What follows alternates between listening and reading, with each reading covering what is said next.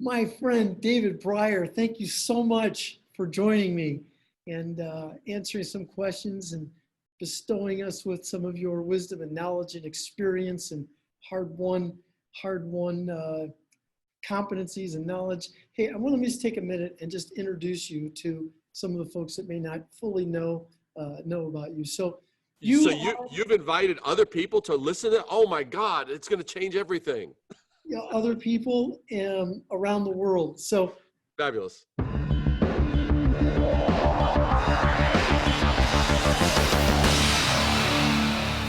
David is a friend of mine, and he is truly, I'll say this because you probably wouldn't, but really a branding luminary. I think of you as the person when it comes to branding. You've won, and this is an approximation, I'm sure it's changed when I last checked, which is crazy because I don't think I've won one, but you've won 330 international awards, been recognized, awarded 330 times. You've written for Forbes and ADWEEK and Huffing Post and Fast Company. You're a big blogger. You've been around the world. You've helped companies. You've helped cities. You've helped transit systems. I mean, with their branding. So anyway, that's an encapsulated introduction to you. Thank you so much for joining. And I welcome you, and everybody watching welcomes you. Absolutely.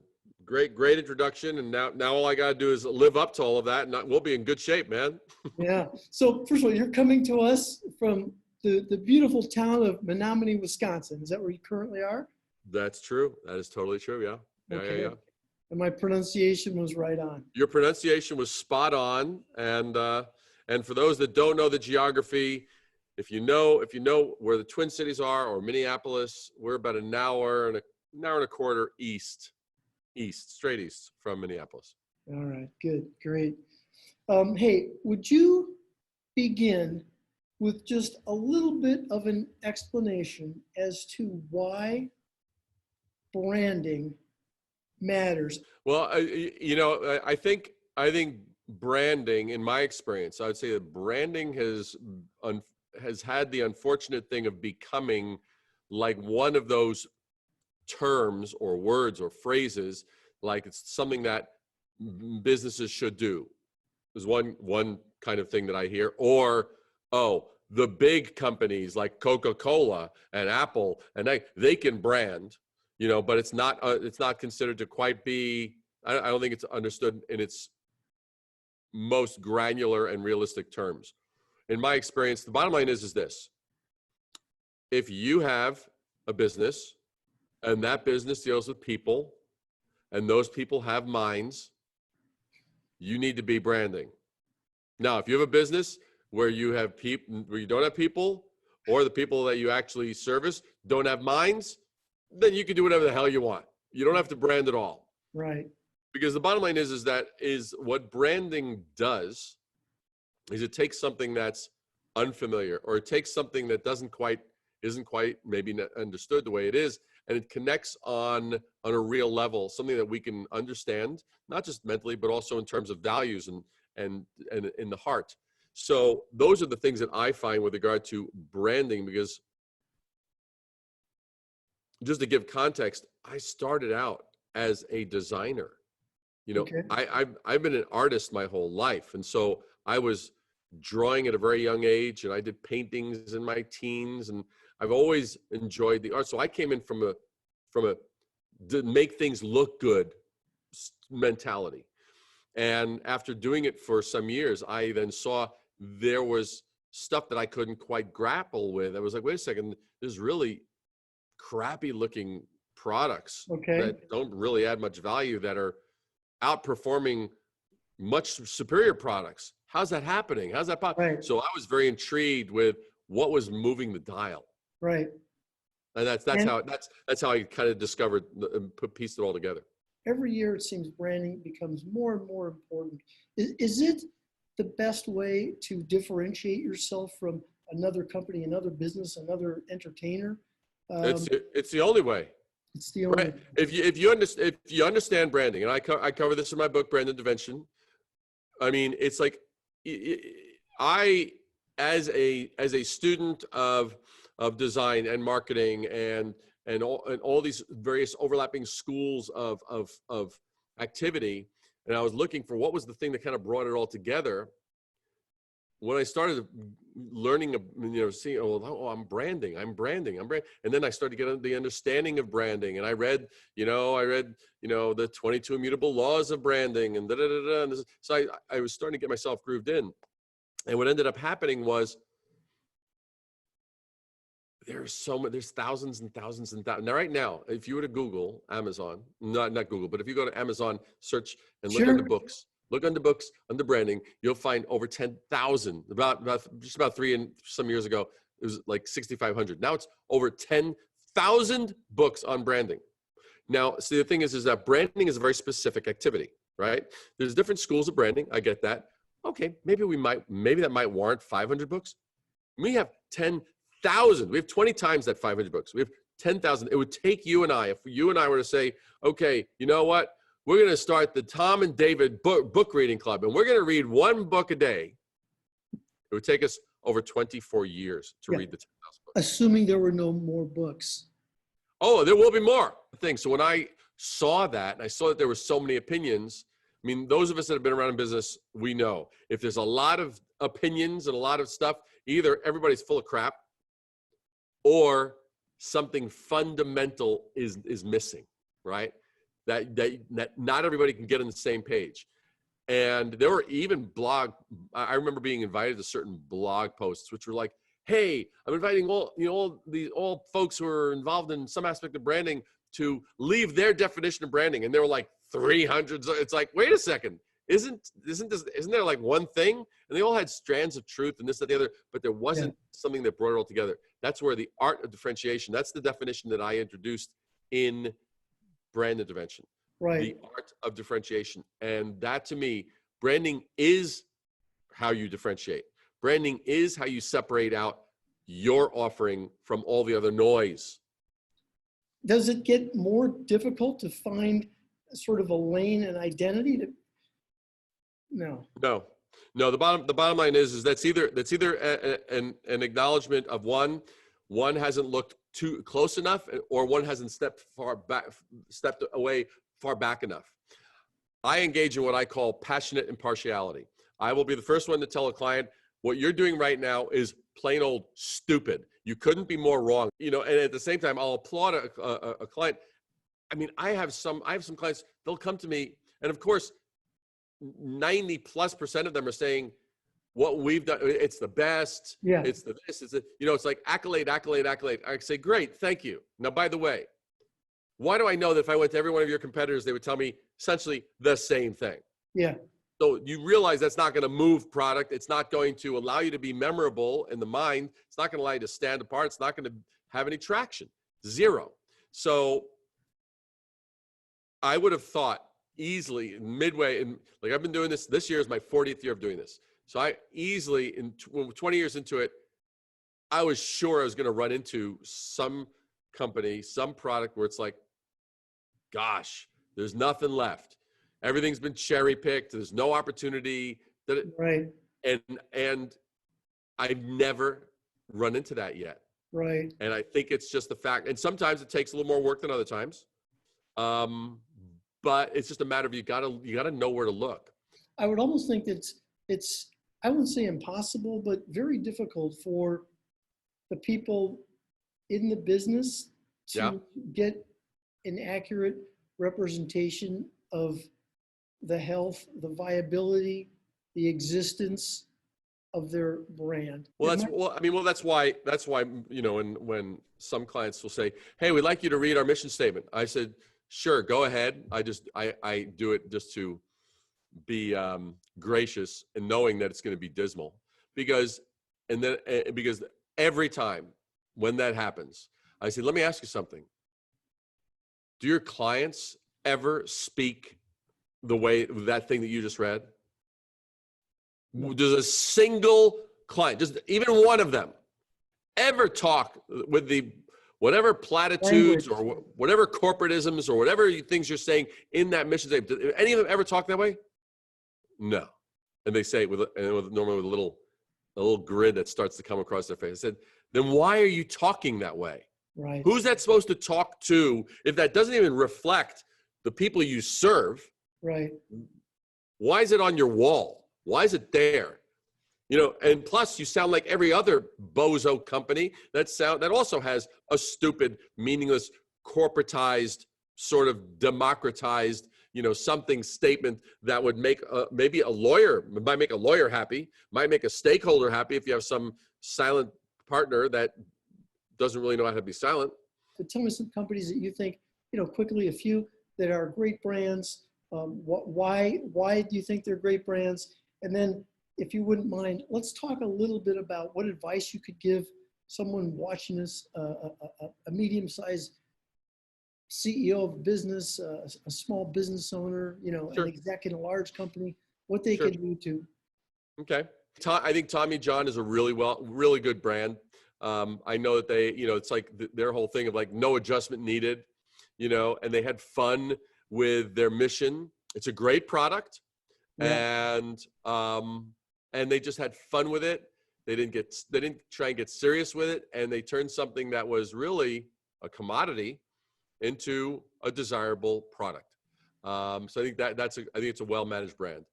I would say, I think Duluth Trading immediately separated and differentiated it out. So one is they absolutely have a total sense of humor. They do not take themselves seriously.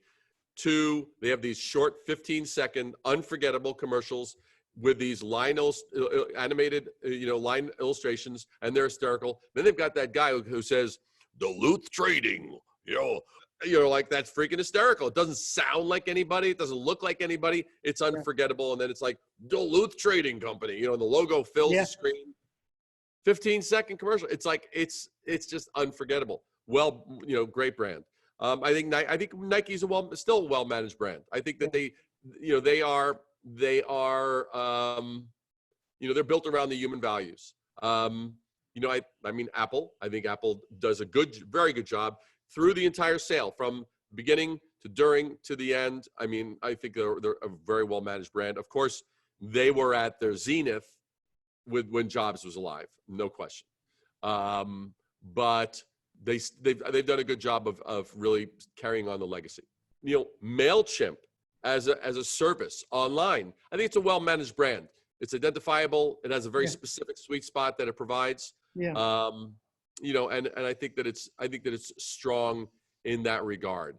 Agreed. So you know, so those are a few. There's probably a number of others. I mean, there's Cambria, which does the quartz tops. I think they're a well-managed brand. I think that they have an identifiable look, a feel, quality, a standard.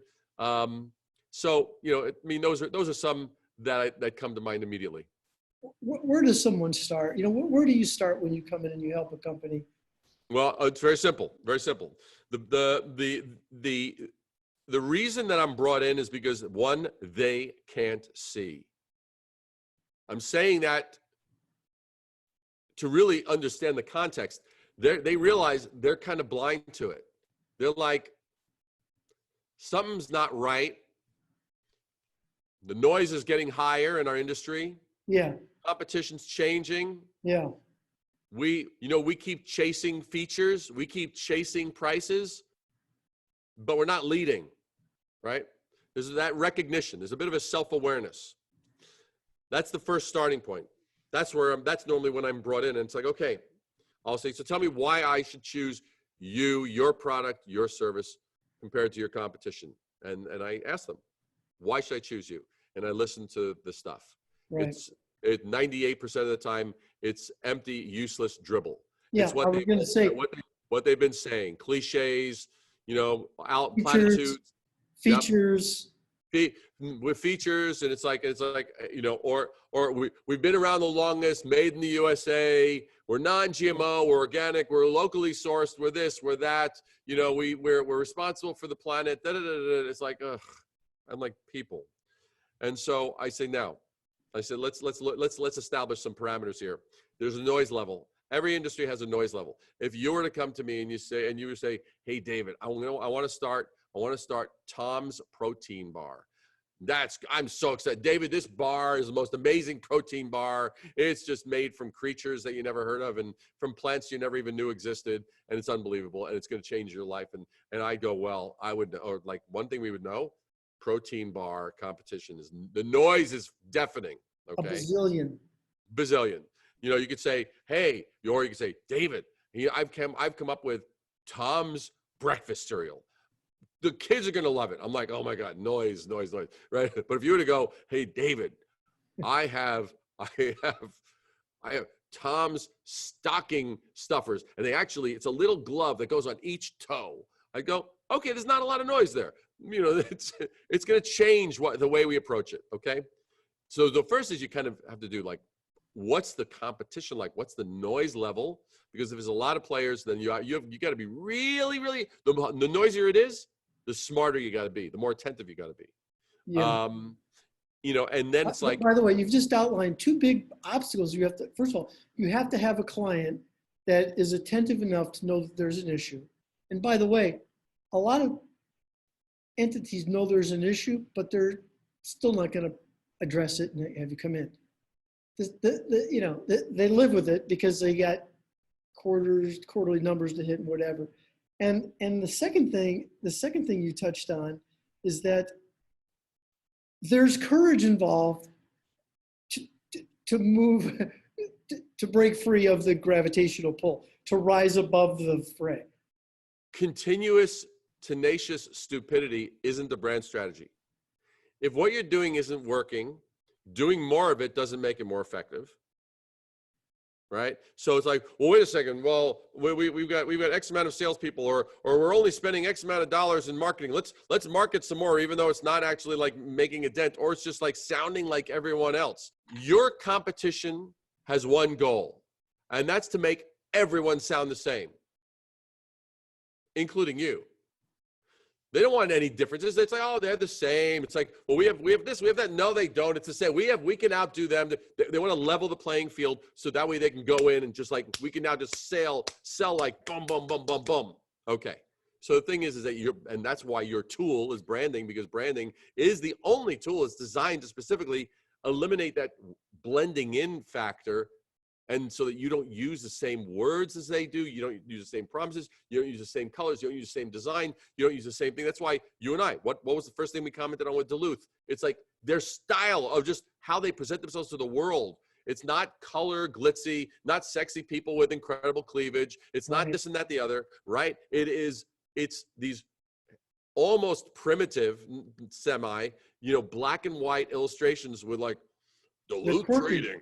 Yeah. And they're quirky and they're unforgettable. And you remember right? it. And it's memorable. So one, you got to look out. You go, okay, noise level, blah blah blah blah blah.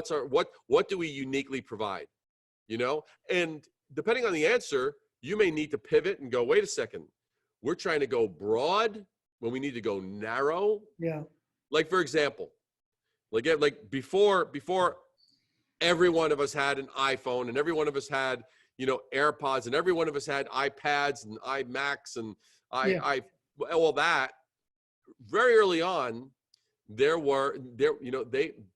was like it was the iPod with the little connecting, before everything was wireless, had the little connecting wires, and they went in here, and there were the commercials. The white wires. Yep, and they were visually unlike anybody else's commercial. They didn't talk about the technology. They showed the people, Apple. So Apple comes out with this thing. And you have to understand, most people don't know. That was like the third or fourth MP3 player. Apple did not create the MP3 space. They broke through the paradigm that had existed up till that point. So what happens is this. They could have answered the question, right, of like, who's your audience? And they could have said, well, anybody with ears. See, that would have been a stupid answer. That would have been a non-differentiating answer. Instead, they were like, wait a second. There's an entire population, a generation that's grown up on instant gratification. They know these things called computers. They like to be able to download stuff. They love being able to get instant access. And we can actually give them access that way. So the whole thing of iTunes and the iPod became this little ecosystem of instant gratification, immersing myself into that world and so they intelligently looked at it. And of course, gave a unique, with the click wheel, they gave a unique user experience. Yeah, yeah. And the way it was all marketed, it wasn't about, how many, the storage. It wasn't about the battery drain. It was just They didn't talk about that. Yeah, what was the slogan? Remember the slogan? 1,000 songs in your pocket. You got it. Exactly. It was about joy. Yeah. And even the ads were just people being joyous and dancing and color. And by the way, they didn't even, they didn't want to try to make them black. These white wires stood out. They were like more pronounced on the thing. And, people wanted that joy in their life, their own jukebox or whatever. Now you know what you got to do, Tom. You gotta put them on a dance. No. You got to put them on one of your guys in the back. That you got to put them on there and put a little iPod in there, like in John Wayne's belt. You got to put an iPod. That's what you got to do. That will be classic. That's what I should do. And then anybody who identifies that will get some kind of an award. That's a great idea. I'll put John Wayne in some Duluth underwear, and we'll give Amelia the earbuds. Exactly. Yeah. Okay, so there've been a couple formidable hurdles. One, they've got to know about it. They've got to have courage to step out of what they've been doing forever, or who knows how long they've been doing it, right? Yep. And they have to, before they can step out, they got to know where they're going to go and what they're going to rally around and rally behind. And there's probably a bit of art and science that goes into helping them figure that out. No question. And the best entrepreneurs, the best leaders, the best businesses are willing to they're willing to have the self-awareness that you've got to have to be able to go, yes, what we're doing here is great. What we're doing here sucks. It's like, in fact, it not only sucks, it is the worst example of that version of whatever that is that exists in business worldwide. We have destroyed that and decimated that. And only by having that honesty can you now go, all right, let's change that. Right? I'm going to guess it almost can't be done internally. I'm going to almost guess it's pretty damn impossible. It's pretty damn impossible. Look, that's why. Look, whether I'm not saying Steve Jobs was perfect, but you've got to have a restless curiosity. It's like he was like, how could it be better, right? How could it be better? How could it be better? And the best brands have that aspect of originality and willingness to question. Richard Branson, a complete rebel, right? And do you know that one of the things that the Beatles were asked, what was the thing that kind of really was their sort of foundation that allowed all this incredible creation to occur? They were endlessly curious.